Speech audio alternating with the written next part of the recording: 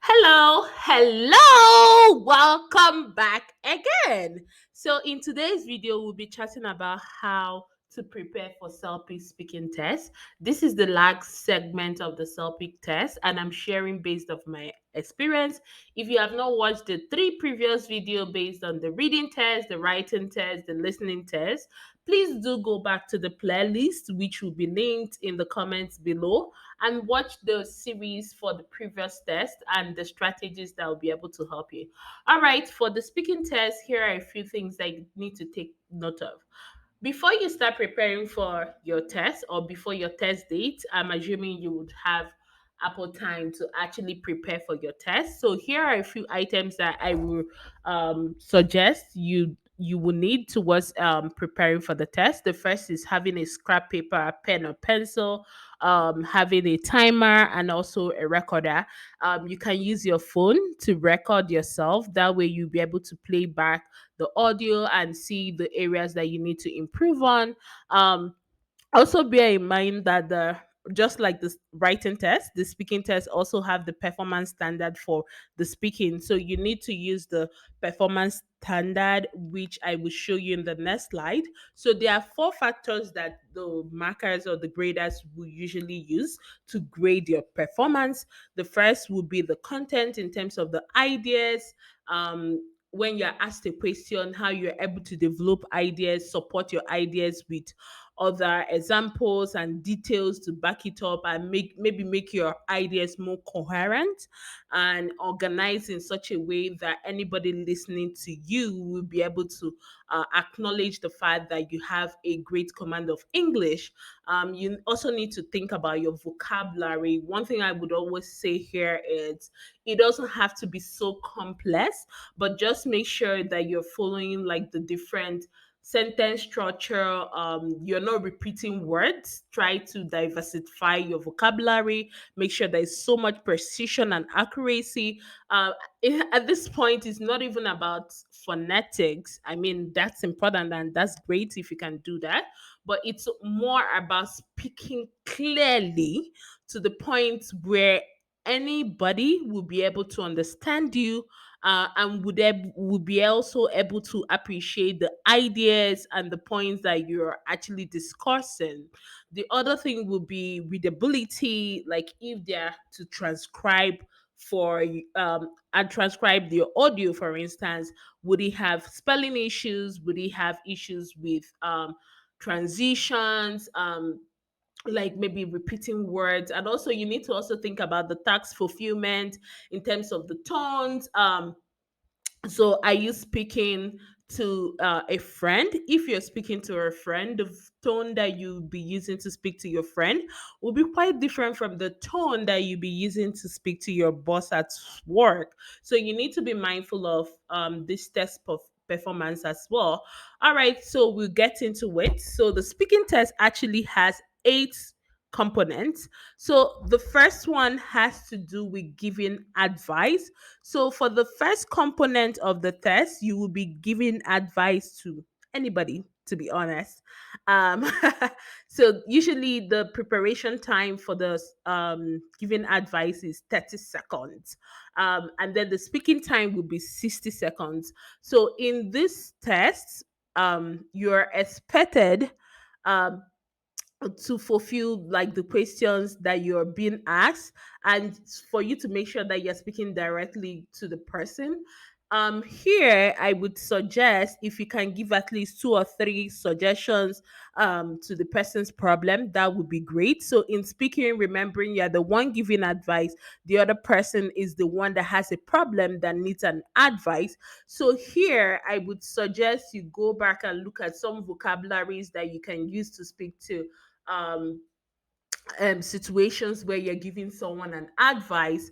I mean, when I was preparing for the test and some of the test material from Celpip, they actually suggested words like "if I were you," another thing you could think of, and the rest of them. To make it easier for me, I always love to use transitions like firstly, secondly, or I would even say, if I were you, I would consider the following: firstly, secondly, finally. But try as much as you can to actually make like two suggestions at the minimum. You can actually drop like you can actually give the person three suggestions, but I would say just try to stick with two because you might not even have a lot of time. This component is just for 90 seconds. If you remember, the 30 seconds, which will go by so quickly, is for you to prepare the and then you would have 90 seconds for you to speak. Before you get this giving advice test, you would also have like the first component, which would be like a practice task. So what I did with the practice task, what I used a scrap paper. Like in listening to it, I just divided my paper into six components for the different tests. So I had already practiced how I would be able to answer these questions. So off of my head, I just quickly put down like the structure that I already had in terms of like the transitions I wanted to use, the words that could help me, just because when you're writing exams, you're most tense and it's likely that you might forget some things. So I would have like phrases, sentence structure that relates to each tags for each of the questions. So going ahead from here, the next component of the test is about talking about a personal experience. For this task, to be honest with you, anytime I get questions on this, I just quickly think about a personal experience, and if I can't remember anything, I would make up a story as quickly as possible, just because you also don't have time. I think this test, the preparation time, just like the first, is for 30 seconds, and then you have to speak for 60 seconds, unlike the first one that you will speak for 1 minute 30 minutes. So when you're practicing on your own, I think you should try to use the speaking time, the preparation time. That way you're already getting used to the structure of how the questions might come. And if you can get the practice questions, whether it's the free or paid ones from the website, it would also direct your mind and give you an idea of what kind of questions they ask about, talking about a personal experience. It could even be asking you about the best course that you like in school. Like it could be any random question that you may be asked. You can't really predict what the question would be, but I would say practice, practice, practice. For this test, I'll give you an instance. So on the Celpip website, one of the problem questions for the practice exams when I attended the webinar was to talk about a time you had to teach something to someone. Maybe you talk about teaching a game, a skill, or a tradition. What did you teach? To whom did you teach? And how did you teach? So you see, in this question exactly, so there are like three components that you have to fulfill in order to fulfill the test requirement, which is you have to talk about what you taught. Two, you have to talk about the person you taught this particular subject, or like a skill or a tradition. And then finally, you need to talk about your approach. And you can imagine this needs to be done in 60 seconds.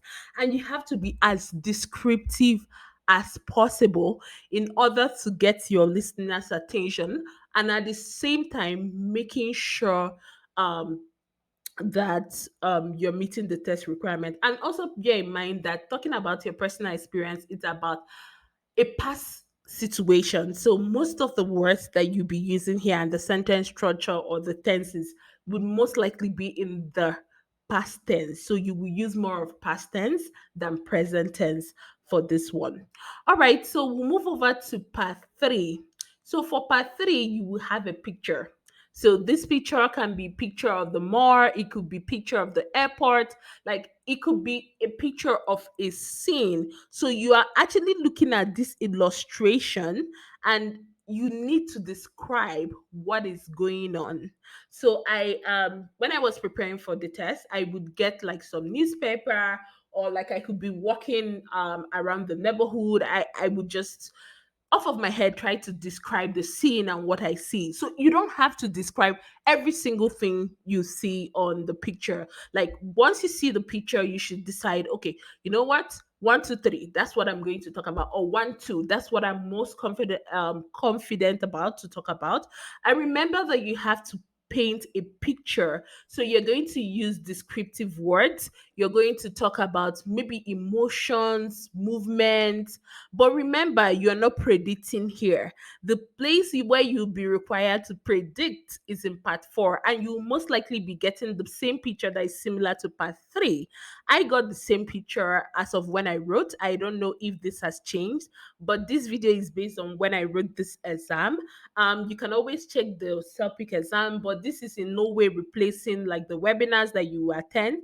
Please do attend the webinars to get more information, and always use the practice test to prepare for your exams. So the tips I will leave here is remember to build a picture, focus on a few specific details, and describe as much as you can. Think about the fact that the person listening to you is not seeing this picture. So you're trying to build up a picture in their mind. So you have to be as descriptive as possible. So you can also try to learn some few like descriptive words, some phrases, and also get newspapers. Even while you're watching a movie, you can pause the movie and try to describe the scene that you see before you. That's still part of practice. For this test, you do need 30 seconds to prepare, and then the speaking time will be 60 seconds. When you go to the Celpip website, you would see like the two different categories in terms of band CLB 5 and then CLB 9 plus. So looking at CLB 5 would help you to give you an idea of what CLB 9 plus would be like. Okay. All right. So let's get into part 4. So in part 4, you are actually looking at the same picture, just like I mentioned from part 3. But in part 4, you are doing something entirely different from what you did in part 3. Here, you are going to be predicting of what you think would happen next. So here you need to use your imagination and try as much as you can to be realistic. Just predict as much as possible. You can ask yourself, what do you think these people in the picture like presented to you would be doing? So just think about that and think about the surrounding objects. Like I mentioned in part 3, you don't have to predict everything. You can just pick two and just run with it, like describe those two things. And one thing I forgot to mention for both part 3 and 4, you need to have a general statement. So, say for instance, the scene before you, okay, I will use my slide. So, for instance, I have a slide here in front of me, and it has more like a neutral background, and it has a candle, it has, I think it's some books, and then it has the glass cylinder with the sun and all of that. So, here, before I start talking about or making talking about the scene, for instance, I would have to give a general statement of what I see and then go down to the specific details. So remember that you're actually painting a picture. So this has to do with more storytelling, but in this situation, you're actually writing to pass an exam. So you have to be as descriptive as possible. But for part 3 and 4, I actually had the general statement and then try to provide specific details. And I didn't go beyond two things. So I just talked about two significant things in terms of describing the scenes. And then in terms of making predictions, I only talked about two different things because you know what? The time goes by so quickly. The time will just be moving. Pia, pia, pia, pia, pia, pia. It's over. And once the test, like part 3 ends, part 4 is almost starting. So you wouldn't even have the time um to relax or maybe to start thinking deeply. Like you just have to make effective use of your time, even when you feel like you're not making sense in terms of what you're saying. Just keep going because your time would be moving like really, really fast. All right. So that would be that for part 4. And then for part 5, all right. So in this part, you would have two parts in part 5 because you're comparing things and then you will be persuading. So in the first part, you will get two pictures. So you have to select one from the two options. And if you don't select within the time frame you are being given, the computer will automatically select one for you. So here you won't be speaking about part one. Your first task is to choose one, and then you move over to part two. In part two, another picture will be presented to you different from what you selected by the computer automatically. So you are supposed to persuade someone why your choice is better than the one that they are proposing, which is the picture that the computer will be presenting to you while writing the exams. So for part one, you actually have 60 seconds. So here is the trick, and here is what I did. So I quickly chose one. Yeah, like I have two options. I would choose one. Choose one in less than 5 seconds. Immediately look at the features. What are the characteristics that I would be able to speak to immediately? Like, don't waste your time trying to figure out, oh, should I choose part one? Should I choose part two? No, just go as quickly as possible. And then when you get to part two, you have another 60 seconds. So in that 60 seconds, I would also look at I would in because I'm going to be comparing, I would look at the features that the options that the computer has given me to compare with my own choice, why I should be able to persuade someone. So, in speaking about my option within 60 seconds, I'm going to be using the information that I have written out, which is the characteristics, to actually compare the 2 points. I know I don't have the slides to show, but when you are watching the videos from the Celpip website, this will make a little bit, it will make more sense to you. But I will read the information about the option. Immediately, I will just quickly compare as I'm speaking to this. Let's say, for instance, I have let's say I have a motorcycle and a bicycle, and the bicycle is $50, and we have a budget of $20, and the motorbike a motorcycle is like $100. Of course, I'm going to talk about cost effectiveness. Like, it's more cost effective to get a bicycle considering our budget. I'm just using this as an example, and you will consider it. But remember, you have to use specific languages. So here you also have a task when you're preparing for your test to go back and look at languages that will help you in comparing, in persuading people. Have a list. You don't have to have too much. Just have a list that you can have some words, phrases that you can actually use to practice. Even if you are presented with any scenario, you'll be able to use those words to explain your choices. And remember, you're comparing to persuade someone, so you have to also still keep making reference to the choice that the computer has presented in addition to your own choice. So that's all I have to share with part 5. But I will tell you, with practice, it gets better, and you will be able to understand it more. Practice as much as you can. For part 6, it has to do with dealing with a difficult situation. So here you can be presented with um, a challenge that maybe a colleague at work, or like a general opinion. Like, it could be anything, but you are going to actually speak to the person.